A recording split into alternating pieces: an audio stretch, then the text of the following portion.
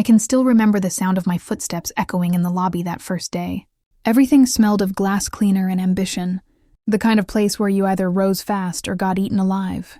My badge was brand new, my tie was still too tight, and I believed, naively, that hard work was all it took to survive. But the moment I met him, my boss, I felt something stir in the back of my mind. His smile looked warm, but his eyes didn't match. They lingered too long, sharp and calculating, as if he were already measuring me for a coffin I didn't even know existed. I brushed it off as nerves. I shouldn't have. That was my first warning, and I ignored it. At first, everything seemed fine. I took on projects, stayed late, delivered work that people noticed. Colleagues started to admire my drive. I felt like I was climbing. I felt unstoppable. And that was the problem, because in an empire like his, there was only room for one star. The first rumor reached me like a whisper slipping under a locked door. Someone said I'd lied on my resume. I laughed at it, thinking it was just jealousy. But then another rumor followed, this one uglier, claiming I'd stolen credit for work I hadn't done. My stomach tightened. The words felt too sharp, too deliberate. Still, I told myself not to panic. Rumors burn out if you don't feed them. Except these didn't. They multiplied. They grew teeth. By the end of that month, HR called me in. Their expressions were polite but distant. The way doctors look when they already know the diagnosis but don't want to say it aloud. Anonymous complaints had piled up. Words like arrogant, dishonest, even harassment.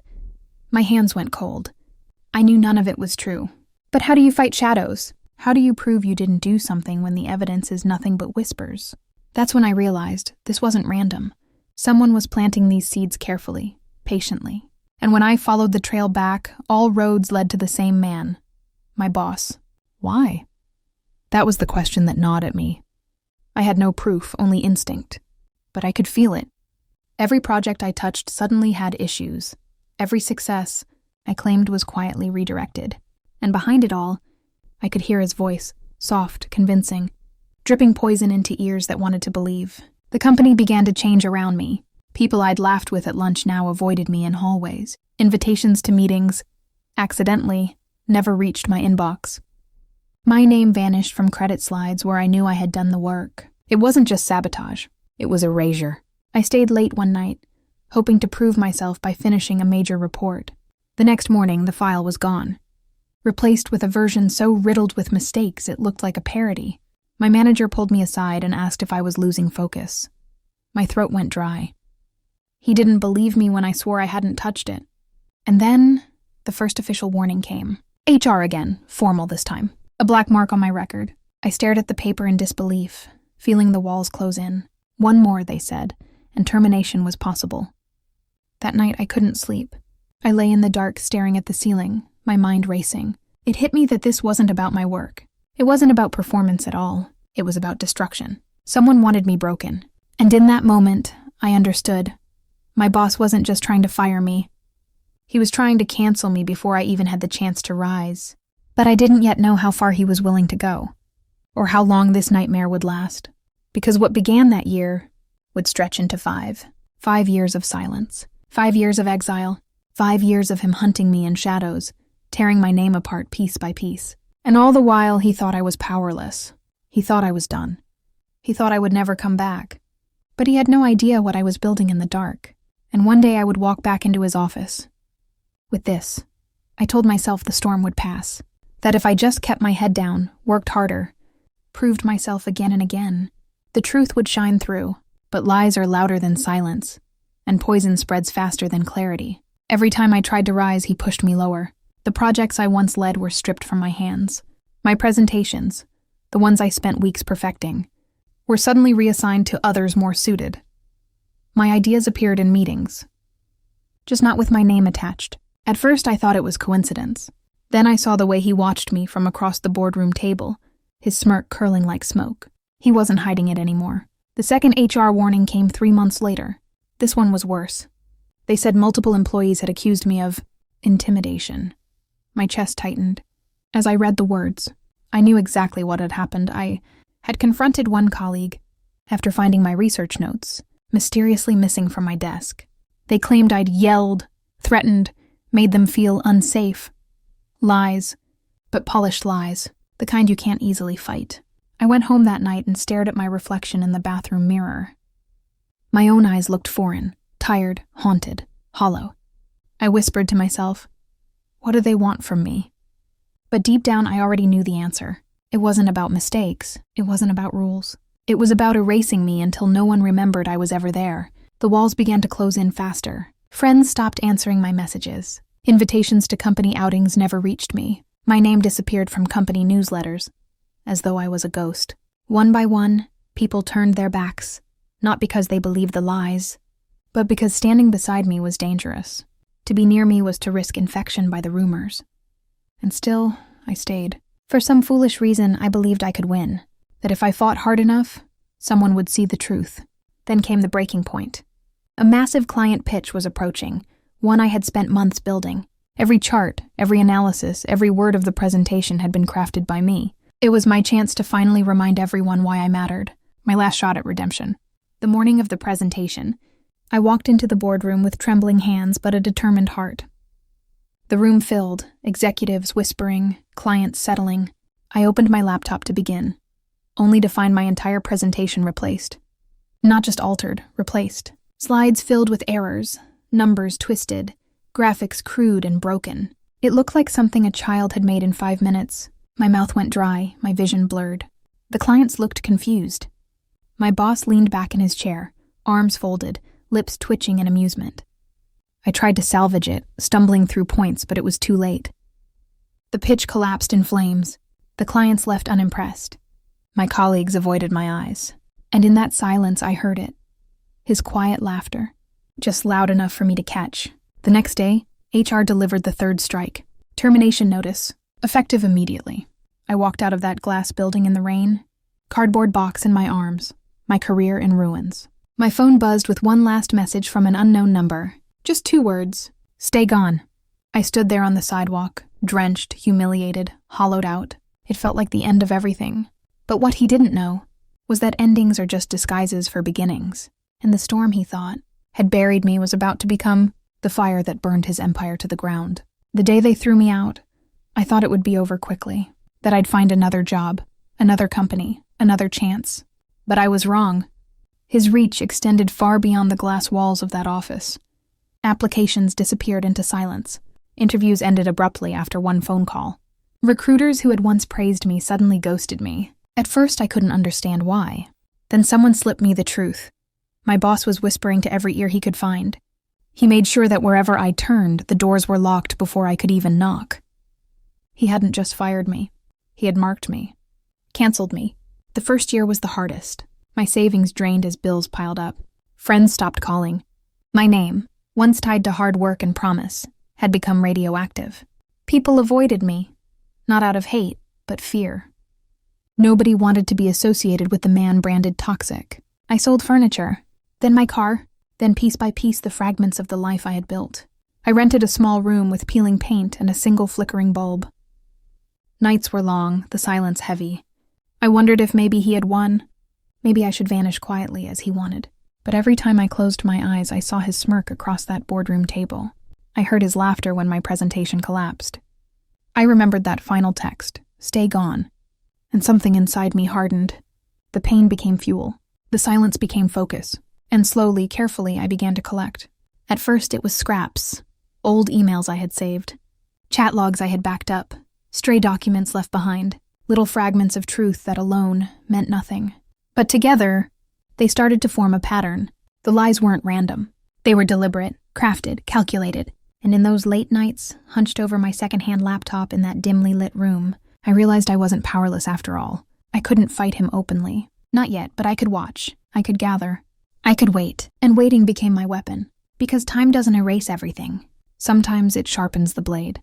So while he thought I was broken, while he thought I was gone, I was building something in the shadows. And when the moment came, I would return with more than anger. I would return with proof. Proof sharp enough to cut down the empire he thought would last forever. The second year was quieter, but the silence was deceiving. On the surface, I was invisible, scraping by with odd jobs, moving through the city like a shadow. To him, I was finished, erased, forgotten. But he didn't realize that invisibility can be power. Ghosts move freely where the living are watched. I started to gather more carefully. I traced back through every email chain I'd been part of. I downloaded old project files, some of which showed how my work had been stolen and renamed.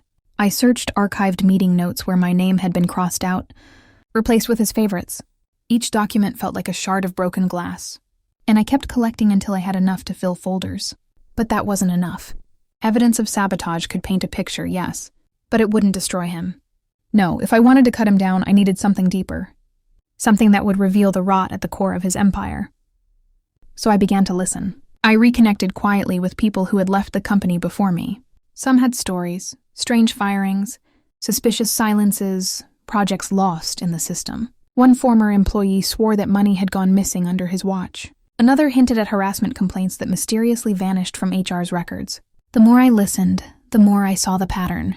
My boss hadn't just ruined me. He had built his empire on ruin. Dozens of careers crushed, reputations smeared, voices silenced. He wasn't just ruthless.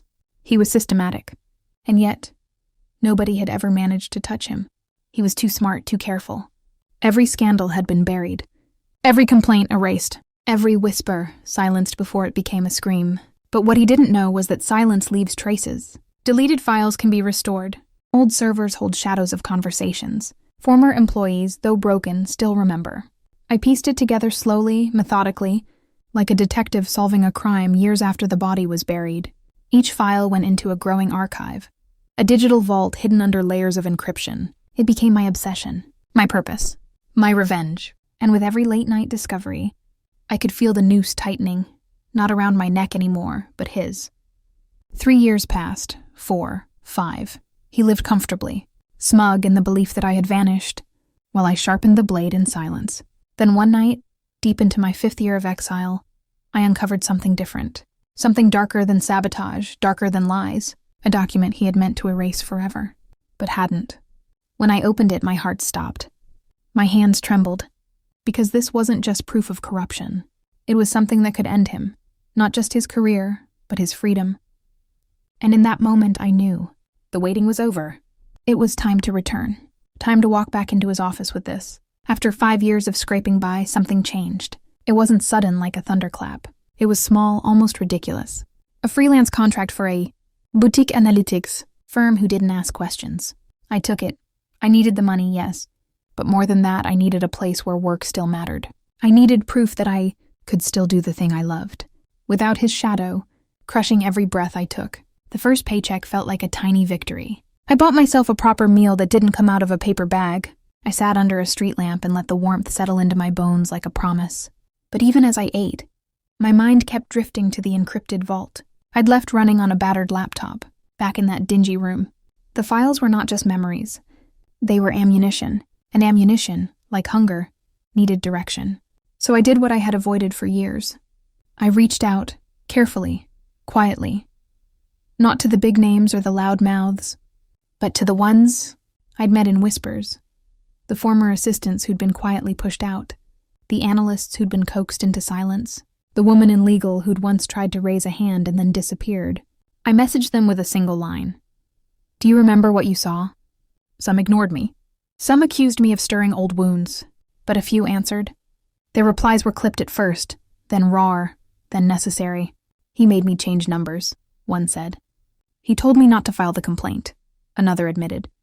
Each confession was a tiny lantern in the dark, and I began to map a network of people who had both motive and memory. We met in coffee shops with fake names on the table. We spoke in stairwells where cameras rarely pointed. We traded stories like contraband until the pattern grew clearer. He hadn't just removed me. He had a method. Contracts were funneled through shell companies. Bonuses slipped into offshore accounts with names no one recognized. HR files vanished into a private folder that took special permissions to access. Everyone had a scar. No one had a voice, not until they needed one. One of them, Amir, had the courage to show me something that night that made the air leave my lungs. He slid a thumb drive across the table as if it were a poisoned coin. "This came from a backup server after I left," he said. "It's messy. You'll need time." I held the drive like a relic, and when I plugged it into my laptop later that week, the screen bloomed with names and ledgers and messages that smelled like blood. It was worse than I imagined. Not just petty theft or favoritism, but contracts with vendors who never delivered, invoices paid twice, and a loop of shell companies used to launder payments through consulting fees. Names I recognized and names I did not. But most damning of all were the emails. Casual, confident, written by a man who believed himself untouchable. He discussed settlements, hush payments, and a pattern of threats thinly, veiled as career counsel. Reading them felt like walking through a house while the walls whispered crimes aloud. I realized then that my archive was no longer only about me. It was about the people who had lost jobs, savings, dignity. It was about those who had been too scared to speak while he climbed. My anger reshaped into a different force. Not blind retribution, but curated justice. I wanted their names cleared, their stories told, and him to face the ruin he'd dished out. But even justice needs allies with teeth. I needed someone who knew how to turn documents into consequences. So we recruited quietly, a forensic accountant who'd once been ostracized for asking the wrong questions, a junior lawyer tired of being complicit, and a journalist with a reputation for dismantling polished lies. Each one risked their career by joining us. Each one arrived with a ledger or a contact list or a way of making shadows speak. We worked in fits and starts, like surgeons operating under candlelight. I fed them what I had, my encrypted vaults, Amir's drive, my own notes on meetings and manipulations. In return, they taught me how to stitch evidence into a narrative. People don't care about fragments, the journalist told me. They care about a story with a beginning, a motive, and receipts. So we built one, painstaking, precise and impossible to ignore. We practiced secrecy like a religion. Passwords changed weekly. Meetings were codenamed and split across platforms. We used burner phones and dead-drop emails. The stakes were enormous. A single misstep could ruin everything and return me to the cold I had crawled out of. Still, the fear sharpened us instead of breaking us. The tape we were weaving grew thick enough to bind him. One night, the lawyer brought something that turned my stomach to ice. A copy of a complaint that HR had quietly buried years ago. It named him directly and outlined behavior that could not be dismissed as office politics. The paper smelled faintly of old coffee and erasure. I ran my fingers over the typed words as if they might burn, and I realized this was no longer just my revenge. It was a reckoning others had wanted but been denied. We plotted the next steps, with the precision of chess players, who knew the board better than their opponents. We decided to leak portions, to the journalist in waves. Carefully, curated teasers designed to draw attention without triggering legal traps. Simultaneously, the lawyer began quietly, prepping a dossier for potential regulatory bodies and investors who prize clean books. The accountant traced transactions and found a thread that connected to a trustee with ties to an offshore trust. Every discovery widened the circle of danger around him. Still, danger has a way of smelling courage. He would not be caught unarmed. He would fight. He always had. That knowledge kept me awake some nights, staring at the ceiling, listening for the whisper of footsteps that might mean his team had found us. But then, I would think of the years he took, the nights I cried into cheap pillows, the faces of those who had written, to me saying thank you for simply asking them to remember. My hands once trembling steadied. We were no longer a ragged survivor and scattered allies. We were a covert force with evidence, motive, and a plan. We had turned exile into a coalition. We had turned pain into blueprints for collapse. And somewhere in the city, inside a tower of glass where he still wore his smirk like armor, he continued his work, unaware that the knives were being sharpened across town. The first public cut, we decided, would be small, just enough to test the water. Enough to make him flinch without allowing him to retaliate cleanly. Enough to crack the veneer. We set a date. We counted breaths. What none of us expected was how quickly one small cut would bleed into an open wound. The day we tested the water, my hands shook, not from fear, but from the weight of 5 years pressing down on me. We released a single article. It didn't name him, but it showed enough. Redacted invoices, timelines, a trail of numbers that didn't add up. Just enough to make people whisper. Within hours, the newsroom lit up. Investors stirred. His company's PR team spat out the usual line about internal reviews. And him? He posted a photo at a charity gala, glass raised, smile wide. But I saw it. The tension in his jaw, the stiffness in his hand. He'd felt the sting. 2 days later, he hit back. A smear piece in an industry blog accused us of fabricating everything. Buried inside was a name. Not mine, but someone close. My stomach turned. Betrayal had a taste, and I was swallowing it whole. Amir, the man who'd given me the thumb drive, disappeared for a day. When he returned, his face was swollen, his voice hollow. They called me, he whispered. They know my wife's name. They know where my kid goes to school. He looked smaller than I'd ever seen him. The journalist didn't blink. She pushed harder, publishing a trail that tied shell companies to his personal signature. Investors flinched. The public began to murmur. For the first time in years, I felt the scales shift. But he wasn't retreating. He filed injunctions, threatened subpoenas, warned he'd drag us into court and bleed us dry. Our lawyer shook her head. He wants the battlefield on his terms. Don't give it to him.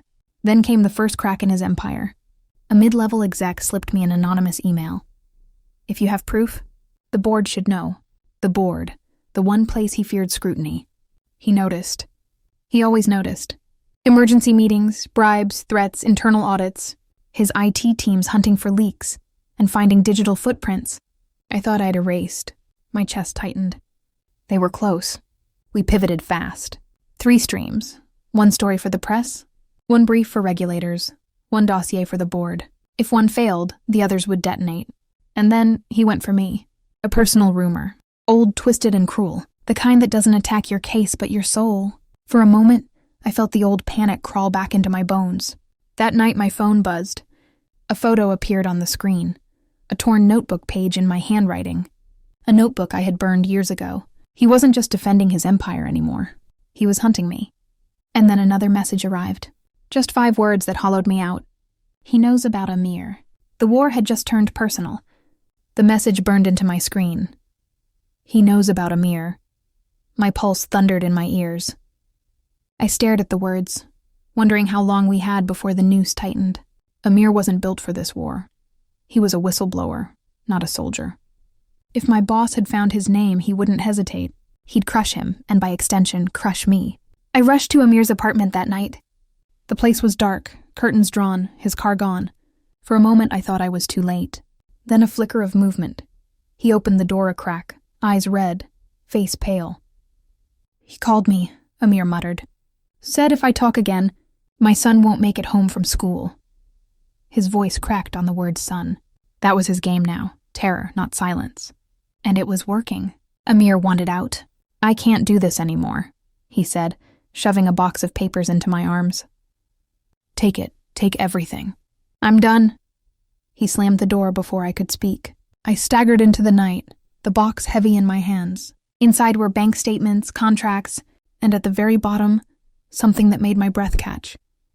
A signed letter, his signature bold across the page, authorizing a payment that had disappeared into thin air. It wasn't circumstantial. It wasn't hearsay.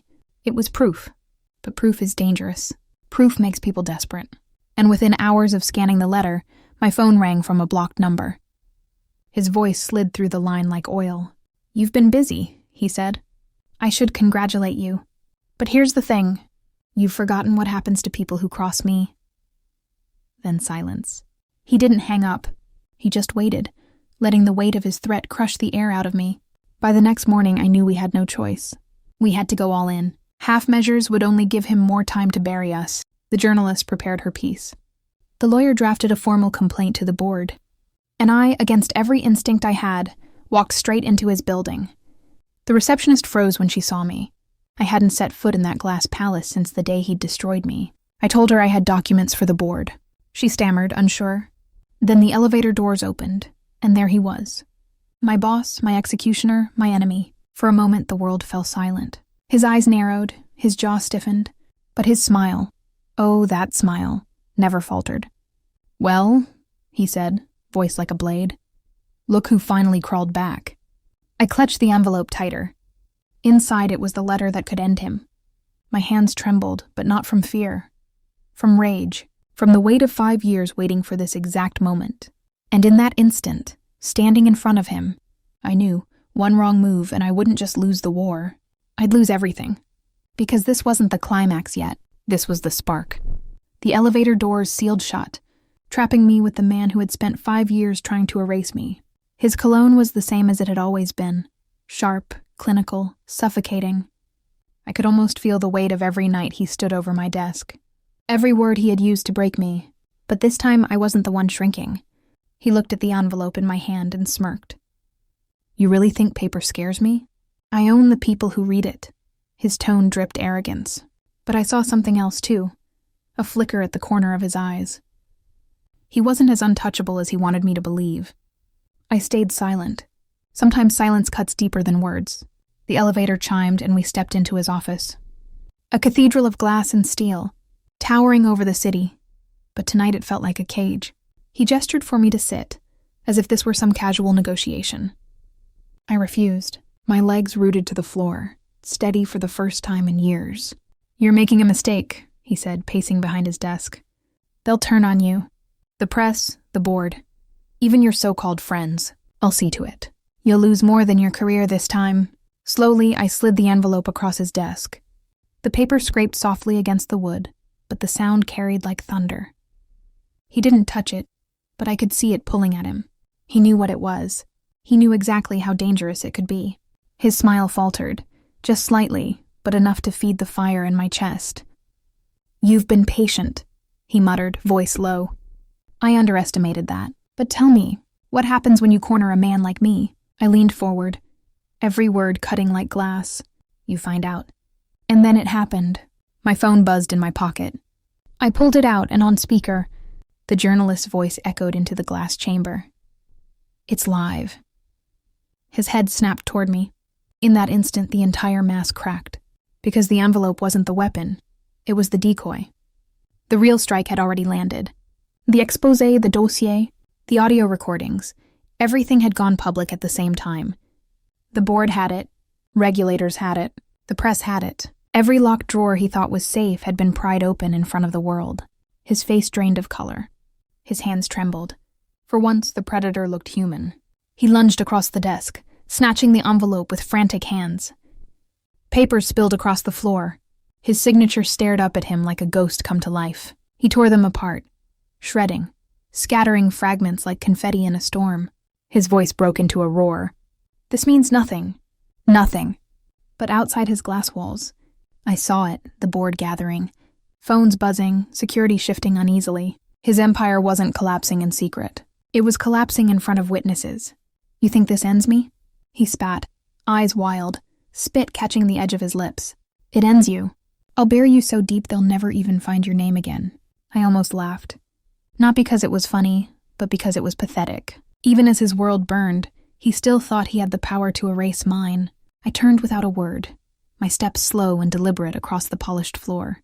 Behind me, he slammed his fists against the desk, the sound reverberating through the glass walls like the rage of a cornered animal. For 5 years, he had hunted me. For 5 years, he had tried to cancel me, erase me, crush me under the weight of his lies. But now it was him who was erased. I walked out of that office lighter than I'd felt in years. The elevator doors closed on his fury, and I knew one truth. Justice doesn't come fast, and it doesn't come clean. But when it comes, it is unstoppable. And when it came for him, it was louder than his money, sharper than his threats, and stronger than every weapon he'd ever used against me. This was the reckoning. The ending he never saw coming,